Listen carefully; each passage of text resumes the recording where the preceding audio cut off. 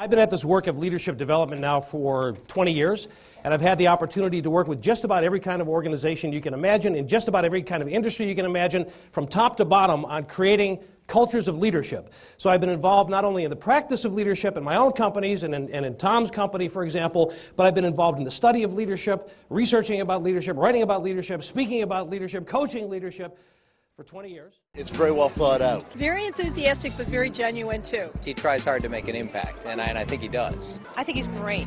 I love the idea that somebody's actually saying what really needs to be said. Cultivating love. Love and business are not two words that we typically utter in the same sentence, right? And we tend to think that, love has got no place there. A lot of people feel this way. And that's why it makes them squirm when I start talking about it. Love's got nothing to do with business. And frankly, that point of view is flat out wrong. At the very least, it's misguided. At the very least, it misses the point. And in fact, what we're going to find is, and I don't expect you to take this at face value. I want to make my case for this, all right? But I think what we're going to find is that not only is this word not inappropriate, love is at the very foundation of leadership. It's at the foundation of any great leadership act, and not only that, it's at the foundation of any great, thriving, competitive business. He's an excellent speaker. I like how he relates it back to concrete business ideas. It's just easy to take in, easy to listen to, really enjoyable. He's talking about leadership, but you can take these points and use them in life. It doesn't have to be just about leadership. You can use them in your family, day-to-day relationships. It's got some great stuff. The problem that we create and the mistake that we often make is we assume that that's enough for people. That because it's important, it should be enough. And it's not. Human beings have a very deep, primal need to be a part of something great. So non-rhetorical question number 2 addresses that directly, and it's some variation on this theme. What do I/we really do here? What's the higher meaning and purpose of our work? There's no magic way to answer this question, but I just want to get you going on the right track. And again, let me be very specific as to what I'm asking you to do here with this question.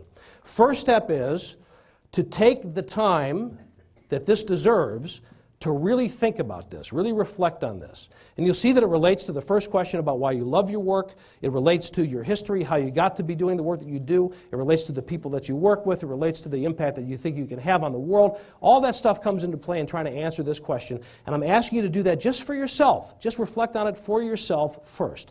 When you think you've really got the answer to that, and this is not about marketing spin, it's not about coming up with the snappy phrase, it's all about the authenticity, the sincerity in this. When you have the real, authentic, sincere answer for yourself, and think about this in the context of your team or your company, whatever context makes sense for you.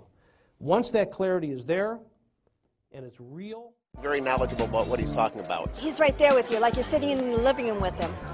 I really enjoyed that. He uses humor and good examples and stories and things like that, so it's very engaging. So I want to start out by defining the word audacity in the context of extreme leadership, and there are 2 parts to this definition. So first of all, we could say that audacity is a bold and blatant disregard for normal constraints. You know the old management catchphrase that it's important to think outside the box, right? We've heard that one ad nauseum over the years. The audacious approach to this is more along the lines of, what box?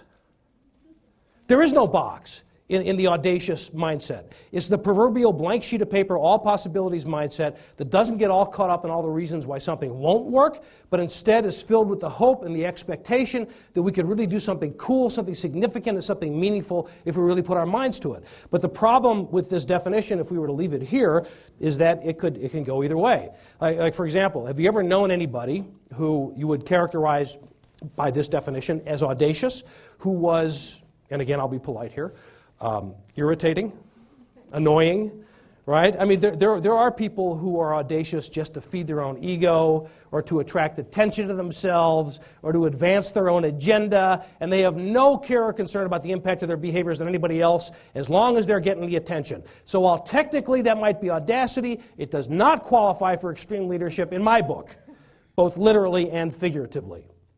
So what we have to explore here is the motivation behind the bold and blatant disregard for normal constraints.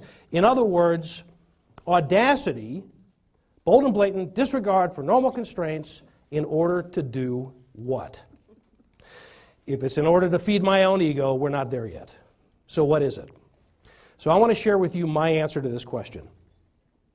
I'm not saying it's the only one, but I do think, first of all, it gets us right in the zone as far as extreme leadership goes, and it does give us, I think, the most significant opportunity and perhaps you could even argue obligation that we have as leaders and as human beings in this day and age. So here we go.